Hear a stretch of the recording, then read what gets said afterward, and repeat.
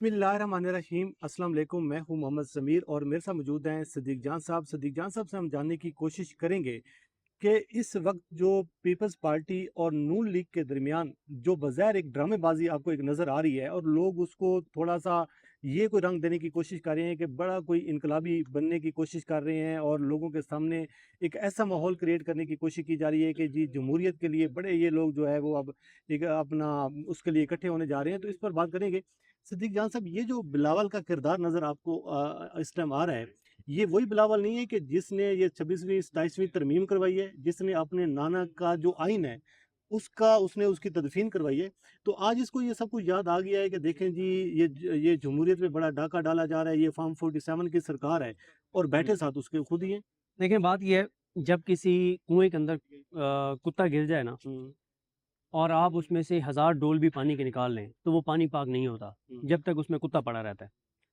तो पाकिस्तान की जमहूरियत के कुएं में जो कुत्ता गिरा हुआ है और जो पाकिस्तान की जमहूरियत के साथ पीपल्स पार्टी और नून लीग ने कर छोड़ा है और जिस तरह के इन दोनों के दरमियान चीज़ें चल रही हैं, जब तक पीपल्स पार्टी वफाकी हुकूमत का हिस्सा है तब तक इनकी किसी बात को बिल्कुल कोई बंदा डिस्कस ना करे। सीरियस भी नहीं लग रहा। मैंने तो आज ट्वीट्स किए हैं कि जो भी व्लॉगर, जो यूट्यूबर मेन स्ट्रीम मीडिया की तरह बिलावल के बयानात चलाए, जो ट्विटर अकाउंट बिलावल भुट्टो जरदारी के बयानात लगाए, समझ जाओ कि वो इस निज़ाम की सहूलतकारी कर रहा है। समझ जाओ कि वो इस जुर्म में बराबर का शरीक है। देखें, मौजूदा निज़ाम इस हद तक कामयाब रहा है कि पिछले 24 घंटे में सोशल मीडिया का सारा रुख उन्होंने पीपल्स पार्टी और नून लीग की लड़ाई पे मोड़ दिया है। रावलाकोट पे बात नहीं हो रही, मीरपुर पे बात नहीं हो रही, अवामी एक्शन कमेटी के बयानात पे बात नहीं हो रही, अवामी एक्शन कमेटी वाले कहाँ बैठे हैं बात नहीं हो रही। मतलब पूरे का पूरा उन्होंने चीज़ें चेंज कर दी। ब्लैकआउट है सारा चीज। ठीक है, तो बात यह है, अगर पीपल्स पार्टी सीरियस है, सबसे पहले बिलावल भुट्टो जरदारी वफाकी हुकूमत छोड़ें। अगर वो सीरियस हैं, वो वफाकी हुकूमत नहीं छोड़े और वो छोड़ भी नहीं सकते, उनकी इतनी हैसियत और औकात भी नहीं है, वो ये फैसला खुद कर भी नहीं सकते। वो तो कहते हैं मैं तो उस जरदारी का बेटा हूँ, इनको याद रखना चाहिए। दो चीज़ें आप ये जहन में रखें। एक, बिलावल भुट्टो जरदारी ने जब PDM 1 थी, इमरान खान को इक़्तिदार से निकाला गया और ये PDM 1 में आए जिसमें बिलावल भुट्टो वगैरह हुकूमत में भी शामिल थे। उस वक्त बिलावल भुट्टो ने ना एक तकरीर की थी, KP के अंदर कोई जलसा था और उसमें बजट आया हुआ था और उसने कहा कि मैं देखता हूँ तुम बजट कैसे पास करवाते हो, बिल्कुल सही कह रहे और हम बजट को वोट नहीं नहीं देंगे। देंगे। लेकिन फिर सॉफ्टवेयर अपडेट हुआ, फिर कहीं से कॉल आई। बिलावल जब असम्बली में आए तो बिलावल ने तकरीर करके कहा कि मैं जब छोटा सा था और मेरी वालदा मुझे अंकल इसाक डार से मिलती थी, तो इस तरह की मिलती जुलती उन्होंने बात की थी। तो उन्होंने कहा कि पता नहीं मैं भाग के और अंकल इसाक डार की गोद में बैठ जाता था, अंकल इसाक डार मुझे गोद में बिठा के लोरी देते थे, मुझे अपनी गोद में सुला देते थे, और अंकल इसाक डार तो हैं ही हमारे, ये तो नून लीग के हैं ही नहीं। अंकल वज़ीर ख़जाना थे उस वक्त इसाक डार, और मेरी तो ख्वाहिश है कि अंकल इसाक डार हमारी पार्टी में। ये तो उन्होंने ऑन द फ्लोर की बात की है और उन्होंने कहा कि नवीद कमर हमें दे दें। याद है आपको जब नून लीग ने कहा कि नवीद कमर हमें दे दें और इन्होंने कहा कि इसाक डार वो अपना। हाँ, तो इस हद तक उन्होंने बातें की। तो ये इस वक्त भी ये सारा ड्रामा कर रहे हैं। ये भाई फार्म 47 की हुकूमतें हैं पूरे पाकिस्तान में, सिवाय KP के, पूरे पाकिस्तान में फार्म 47 की हुकूमतें हैं। तो इनकी इतनी हैसियत और औकात नहीं है। बिलावल उधर से वापस आएंगे, फिर आप कल 28वीं तरमीम लाएं। पीपल्स पार्टी वाले गुस्ल करके नए कपड़े पहन के खुशबू लगा के सबसे पहले पहुंचे हुए होंगे और ढूंढ रहे होंगे, सर जी बताएं कहाँ बैठना है, कितने बार उठना बैठना है। ठीक है, बिलावल, ओ भाई बिलावल भुट्टो जरदारी जो आज जो अगले वज़ीर-ए-आज़म बनने के ख्वाब देख रहे हैं, आप छोड़ दें इस बात को कि बिलावल भुट्टो जरदारी आसिफ अली जरदारी के बेटे हैं। जो बिलावल की शख्सियत है, जो उनकी सलाहियत है, जो उनकी काबिलियत है, इस बिलावल को कहें कि जाके जरा देना कहीं पे इंटरव्यू, इसे कोई 15,000 पे किसी कॉल सेंटर में भी नहीं रखेगा।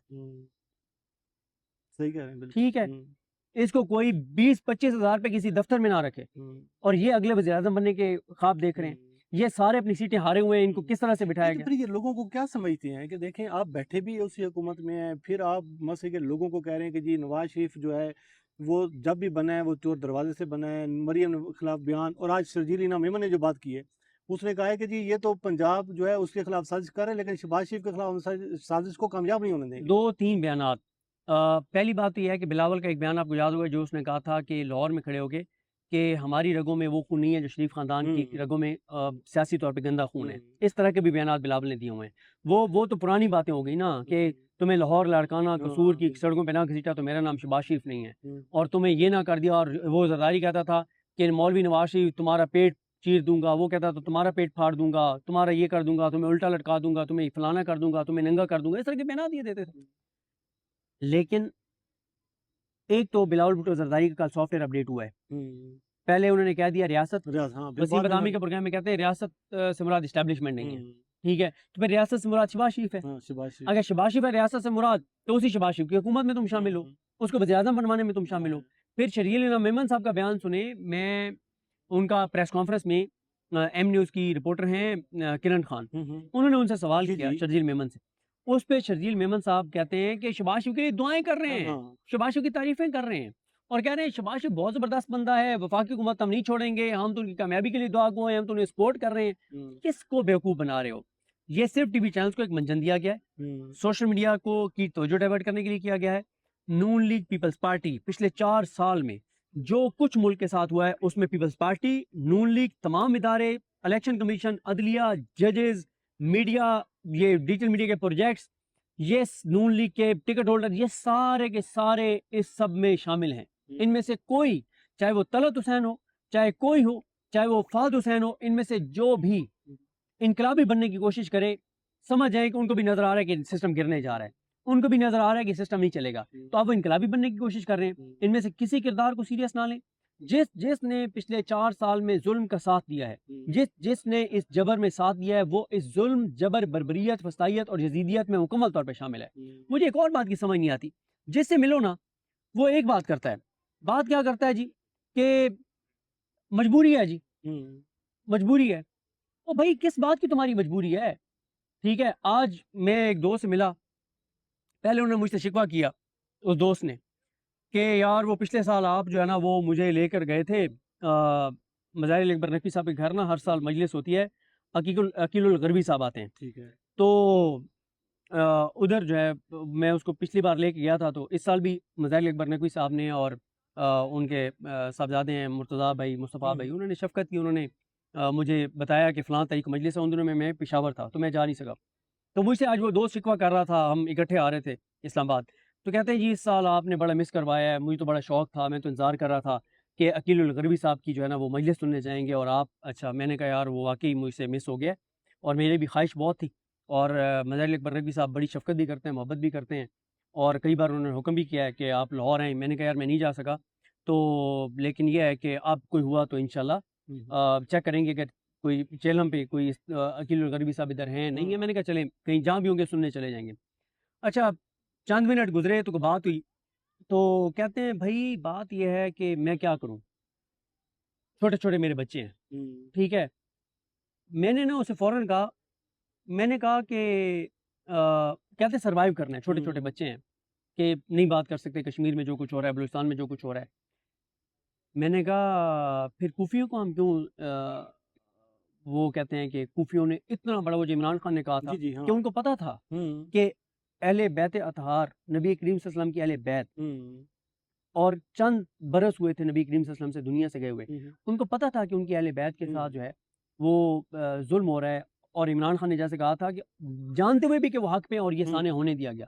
تو میں نے کہا پھر آپ کا بھی تو وہی ہے نا, آپ کو بھی تو وہی ہے بھائی. پہلے آپ مجھ سے شکوہ کر رہے ہیں کہ مظاہر اکبر نقوی صاحب کے گھر آپ مجھے عقیل الغربی صاحب کی مجلس پہ نہیں لے کے گئے, آپ عقیل الغربی صاحب کی مجلس سننے تو جانا چاہتے ہیں لاہور یہاں سے, لیکن آپ ظلم کے خلاف اس لیے نہیں بولنا چاہتے کہ آپ کے بچے چھوٹے چھوٹے, حالات ایسے ہیں. علامہ راجہ ناصر عباس صاحب کا جو 9 اور 10 محرم کی درمیانی رات جو ان کا خطاب تھا نا جامع امام صادق میں, وہ میں کہتا ہوں ہر ایک کو سننا چاہیے, اور خاص طور پہ ان کو تو زیادہ سننا چاہیے جو امام حسین کے کہتے ہیں کہ ہم ان کے وارث ہیں, ہم سے زیادہ ان سے محبت کرنے والا کوئی نہیں ہے, ہم ان کے راستے پہ ان کے نقش قدم پہ چلنے, ان کو تو زیادہ وہ سننا چاہیے. اس میں علامہ راجہ ناصر عباس صاحب نے دلائل کے ساتھ, وہ فکری خطاب تھا, دلائل سے ثابت کیا کہ شہادت امام حسین کا پہلا سبق یہ ہے کہ جو کچھ معاشرے میں ہو رہا ہے اس سے آپ لا تعلق نہیں رہ سکتے, اس سے آپ لا تعلق نہیں ہو سکتے, اس سے آپ لا تعلق نہیں ہو سکتے. کیا امام حسین کو کنسیکوینسز کا نہیں پتا تھا کہ کیا ہوگا؟ لیکن جب حق کی بات آئی تو وہ بھی ڈٹ گئے نا. بھائی کون نبی کریم صلی اللہ علیہ وسلم، وہ شان دیکھیں، ان کا مقام دیکھیں، لیکن شہید ہو گئے نا. تو بات یہ نام آپ ان کا لیتے ہیں، ہم سب نام ان کا لیتے ہیں، اور جب بات آتی ہے ظلم کے خلاف کھڑے ہونے کی تو ہم کہتے ہیں جی میرے چھوٹے چھوٹے بچے ہیں، میری یہ مجبوری ہے. اچھا آپ پولیس والوں سے ملیں، آپ کے ساتھ بیٹھیں گے، کہیں گے عمران خان کب آئے گا، بڑا ظلم ہو رہا ہے، یہ ہے وہ ہے. جب ان کی ڈیوٹی لگے گی ایچ کے میں پہنچ جائیں گے، جب آپ آدمی چونگے کیا کریں جی، نوکری ہے، مجبوری ہے، بچوں کا پیٹ کہاں سے پالیں. یہ جو ایک چیز ہمارے اندر آ گئی ہے نا، کہ ہمیں یہ لگتا ہے کہ اگر ہم ظلم کے خلاف بولیں گے تو ہماری زندگی ختم ہو جائے گی، ہم مار دیے جائیں گے. تو میرا کاؤنٹر سوال یہ ہوتا ہے کہ کیا اگر آپ نہیں بولیں گے ظلم کے خلاف اور آپ چپ رہیں گے تو کیا آپ کو موت نہیں آنی؟ دنیا میں کتنے لاکھ لوگ پوری دنیا میں ڈیلی ان کی بات ہوتی ہیں، کیا وہ سارے وہ ہوتے ہیں جو ظلم کے خلاف بولنے والے ہیں؟ پاکستان میں کتنے لوگوں کی روزانہ بات ہوتی ہے، کیا وہ سارے وہ ہیں جو ظلم کے خلاف بولنے والے ہیں؟ اور بھئی آپ ظلم کے خلاف نہیں بھی بولیں گے، آپ کو پتہ ہے کہ جتنے 20-25 سال میں دہشت گردی سے بات ہوئی ہے نا، پچھلے 25 سال میں ہر سال پاکستان میں ماحولیاتی آلودگی کی وجہ سے لوگ جو افیکٹ ہوتے ہیں اتنی ایک سال میں اموات اس سے زیادہ ہوتی ہیں. پورے 25 سال میں جتنی اموات ہوئی ہیں دہشت گردی سے، اور ہر سال اس سے زیادہ اموات کلائمیٹ چینج کی وجہ سے ہو رہی ہیں، ماحولیاتی آلودگی کی وجہ سے ہو رہی ہیں. جو ایک آپ جو سانس لے رہے ہیں اس کی وجہ سے جو آپ کو بیماریاں لگتی ہیں ماحول کی وجہ، تو آپ مطلب اس وجہ سے نہیں بولتے، اس وجہ سے بات نہیں کرتے کہ یار میں، اور یہی کام کرتے کرتے اب آگ جو ہے ہر گھر تک پہنچ گئی ہے. سر پہنچے گی. پی ٹی آئی کے ساتھ ہوا، آپ نے کہا یہ پی ٹی آئی والوں کے ساتھ ہوا ہے. مرید کے میں ہوا، آپ نے کہا یہ بریلوی تھے، وہ اپنا ٹی ایل پی والے تھے. یہ اہل تشیع کے ساتھ ہوا، جی بی میں ہوا، مختلف جگہوں پہ ہوا، آپ نے کہا شیعہ ہیں. جی بی پھر اس کے بعد اب کشمیریوں کے ساتھ ہو رہا ہے، آپ کہہ رہے ہیں کشمیری ہیں. ٹھیک ہے، اور بھائی آپ ہر ایک، کیا اس کے میرا گھر محفوظ ہے تو میں محفوظ ہوں، میں چپ کر کے بیٹھا ہوں. یہ بات درست ہے کہ بہت ساری چیزیں جیسے ہم پاکستان میں بیٹھے ہیں بات نہیں کر سکتے، یہ بات ٹھیک ہے، لیکن جتنی ایک بات ہو سکتی اتنی بات تو کرو یار، اتنی بات تو کرو. اتنا تو کہہ دو کہ مطلب اس جملے کے لکھنے میں کون آپ کو اٹھا کے لے جائے گا کہ آزاد کشمیر کے لوگوں کی آواز سنو، اتنا جملہ لکھنے میں آپ کو کون اٹھا کے لے جائے گا؟ اچھا صدیق جان صاحب، اب تھوڑا سا پی ٹی آئی کے چیپٹر پہ تو بات کر لیتے ہیں کہ یہ جو ابھی بات ہو رہی ہے، صف بندی کی بات ہو رہی ہے، علیمہ خانم نکلی ہیں، اس کے بعد ابھی سہیل افریدی صاحب بھی وہ کہہ رہے ہیں کہ اب جو ہے سیمی فائنل ہوگا، اس کے بعد فائنل کال دی جائے گی. اب آپ کے پاس کیا خبریں ہیں، کیا اطلاعات ہیں کہ اب جو ہے کیا یہ وہ بیان بازی یا نعروں کی حد تک ہے، یا اس مرتبہ واقعتاً جو ہے اب پلان کر لیا گیا ہے کہ کشتیاں اب جلا دینی ہے؟ دیکھیں اس پہ بہت لمبی بات ہو سکتی ہے، لیکن میں آپ کو صرف 1 منٹ میں سمپل بتا دیتا ہوں جو میرے پاس اس وقت تک انفارمیشن ہے. میری 1 ہفتہ پہلے جو کچھ ملاقاتیں ہوئی تھیں پی ٹی آئی میں، اس کے بعد میں اس نتیجے پہ پہنچا تھا، اور میرے پاس انفارمیشن ہے کہ سہیل آفریدی صاحب 5 اگست کو اسلام آباد کی طرف، یا جو بھی ان کا مارچ کا پلان ہے، تو وہ اکتوبر میں جو کال اناؤنس کر دیں گے، فائنل کال. اب وہ اکتوبر کی بھی ہو سکتی ہے، نومبر کی بھی ہو سکتی ہے، لیکن میری یہ اطلاع ہے اب تک کی کہ 5 اگست کو فائنل کال کا مہینہ یا اس کی تاریخ وہ اناؤنس کر دیں. اور اس سے پہلے کوئی انگیجمنٹ بھی ہو رہی ہے؟ میرے پاس اس وقت کوئی انفارمیشن نہیں ہے. صدیق جان صاحب بہت بہت شکریہ سر وقت دینے کا. ناظرین یہ کچھ چیزیں ہیں جو ہم نے آپ کے سامنے رکھی ہیں کہ اب جو ایک منظر نامہ ہے وہ کیا اب شکل اختیار کرتا ہوا نظر آ رہا ہے. مجھے اور صدیق جان صاحب کو دیجیے اجازت. اللہ کریم آپ کا حامی ناصر ہو. اللہ حافظ. السلام علیکم جی، میں ہوں فیصل عباس اور میرے ساتھ موجود ہیں صدیق جان صاحب. صدیق جان صاحب، پاکستان تحریک انصاف 5 اگست میں جو خیبر پختونخوا کے اندر جلسہ کر رہی ہے اور اسلام آباد کی طرف لانگ مارچ کی تیاریاں بھی کر رہی ہے، کیا اپڈیٹس ہیں اس حوالے سے؟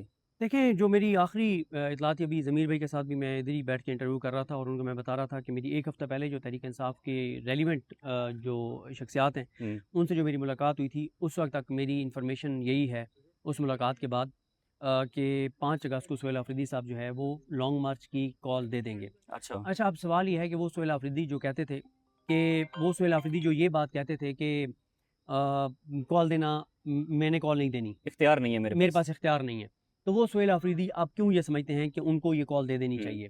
اچھا اس کی 2-3 ممکنہ وجوہات ہو سکتی ہیں. ایک وجہ تو یہ ہو سکتی ہے کہ سہیل آفریدی صاحب کو بھی اس بات کا اندازہ ہو کہ ڈسکریڈٹ وہ ہو رہے ہیں، کارکن ان کی طرف دیکھ رہے ہیں، سارے لوگ ان کی طرف دیکھ رہے ہیں، مخالفت ان کی ہو رہی ہے. ایک تو یہ وجہ ہو سکتی ہے کہ وہ اس چیز کا دباؤ فیل کر رہے ہوں. دوسری جو بات ہو سکتی ہے وہ یہ ہو سکتی ہے کہ ان کو تحریک تحفظ پاکستان نے پس پردہ یہ کہا ہو کہ کال ہم نہیں دے رہے، ہم تمہاری سپورٹ میں آئیں گے, کال تم دو, یہ اچھا ہو سکتی ہے. اچھا تیسرا ممکنہ طور پہ یہ ہو سکتا ہے کہ سہیل آفریدی یہ سمجھتے ہوں کہ اب رسک لینے کا ٹائم آ گیا ہے. دیکھیں میں بالکل یہ بات نہیں سمجھتا, لوگ ہم پہ تنقید کرتے ہیں. جس دن مجھے یہ نظر آ گیا کہ سہیل آفریدی کمپرومائزڈ ہے, تو سب سے میں نے اس وقت علی امین گنڈا پور صاحب کے حوالے سے بات کی تھی جب کوئی بھی بات نہیں کرتا تھا اور لوگ ہمیں گالیاں دیتے تھے. سہیل آفریدی صاحب کے ساتھ بھی ہماری کوئی رشتہ داری نہیں ہے, ٹھیک ہے. جس دن میں سمجھوں گا کہ سہیل آفریدی کمپرومائزڈ ہیں, سب سے پہلے بات کرنے والوں سے میں ہوں گا. میں بالکل نہیں سمجھتا کہ سہیل اچھا. آفریدی کمپرومائزڈ ہیں. میں یہ سمجھتا ہوں کہ وہ جو اب تک کال نہیں دے رہے تھے اس کی 3-4 مجھے ممکنہ ریزنز نظر آتی ہیں. ایک ممکنہ ریزن یہ نظر آتی ہے کہ شاید وہ انگیجڈ ہوں, بات چیت کر رہے ہیں اور وہ سمجھتے ہوں کہ ایک سنسیئر کوشش کر کے دیکھ لینی چاہیے. دوسری وجہ یہ ہو سکتی ہے کہ جو تحریک انصاف کے کوئی اور لیڈرز انگیج تھے اور انگیجمنٹ کر رہے تھے, انہوں نے سہیل آفریدی کو کہا کہ پلیز سلو ڈاؤن. دوسری وجہ یہ ہو سکتی ہے جو بڑی جینوئن ریزن ہے کہ سہیل آفریدی کو نظر آ رہا ہو کہ وہ ٹائم نہیں تھا. فروری, مارچ, اپریل, مئی, جون یہ ٹائم نہیں تھا کال دینے کا. نہیں کہتے تھے جون کا مہینہ جو ہے وہ کال دینے کا ٹائم ہے, وجہ میں حکومت بتاتا پھنسی ہوں, ہوئی ہے. نہیں وہ بجٹ کی حد تک تھا نا. یہ 4 مہینے مارچ, اپریل, مئی, جون, یہ 4 مہینے وہ مہینے تھے جب جے ڈی وینس کہتے ہیں کہ میں نے اپنی بیوی سے اتنی بات نہیں کی جتنی میں نے پاکستان کے فیلڈ مارشل سے بات کی ہے. ایران امریکہ لڑائی اور جنگ کی وجہ سے پاکستان امریکہ کے بہت زیادہ کلوز تھا اور پاکستان میں ٹاکس ہو رہی تھی. پاکستان ڈائریکٹ بھی انگیج تھا, انڈائریکٹ بھی انگیج تھا. ایسے میں اگر سہیل آفریدی کو کال دیتے یا تحریک انصاف کو کال دیتی تو ایک تو سب سے پہلے کہا جاتا کہ ان کو پاکستان کی انٹرنیشنل جو سٹینڈنگ ہے, جو ہمیں بہت بتایا گیا کہ پوری دنیا جو ہے نا, وہ ایک نون لیگ کے وزیر نے کہا کہ دنیا کے کتنے لیڈرز ہیں جو شہباز شریف سے بات کرنا چاہتے ہیں, شہباز شریف کے پاس ٹائم ہی نہیں ہے. تو کہا یہ جاتا کہ یہ تحریک انصاف پاکستان کے خلاف سازش کر رہی ہے. دوسرا, اس ٹائم اگر یہ کال دیتے تو سب سے بڑا مسئلہ یہ ہونا تھا کہ امریکہ اور پاکستان کی جتنی قربت اور رابطے تھے تو اتنا بڑا سانحہ ہو جاتا اور اس کو جسٹیفائی بھی کیا جاتا کہ دیکھیں یار پوری دنیا کی نظریں ان ٹاکس کے اوپر ہیں اور یہ کیا کر رہے ہیں. اس لوگ جتنا مرضی اختلاف کریں, میرا خیال ہے کہ وہ ٹائم نہیں تھا.